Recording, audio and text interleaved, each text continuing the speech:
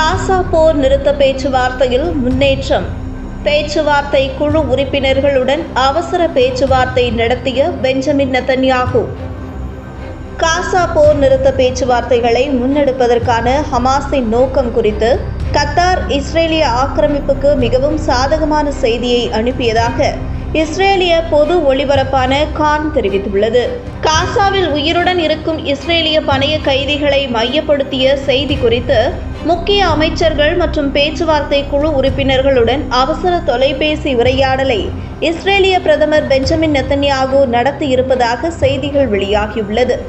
மேலும் கைதிகள் பரிமாற்ற பேச்சுவார்த்தையில் ஈடுபட்டுள்ள அமெரிக்க அதிகாரிகள் இஸ்ரேலிய பொது ஒளிபரப்பான கானிடம் கூறுகையில், விவாதங்களின் சாராம்சம் முதல் கட்டத்திலிருந்து இரண்டாம் கட்டத்திற்கு மாறுவதை சுற்றியே நடைபெற்று வருகிறது. ஒப்பந்தத்தை அடைய இரு கட்டங்களையும் இணைக்க வேண்டிய அவசிய தேவை உள்ளது என்று கூறியுள்ளனர். இதற்கிடையில் கைதிகள் பரிமாற்ற ஒப்பந்தத்தை எட்டுவதற்கான சாத்தியக்கூறுகள் குறித்து இஸ்ரேலிய பாதுகாப்பு மற்றும் இராணுவ அமைப்புகள் நம்பிக்கையை வெளிப்படுத்தும் ஆதாரங்களை வெளிப்படுத்துவதாக சேனல் 12 மேற்கோளிட்டு செய்திகள் வெளியிட்டுள்ளது.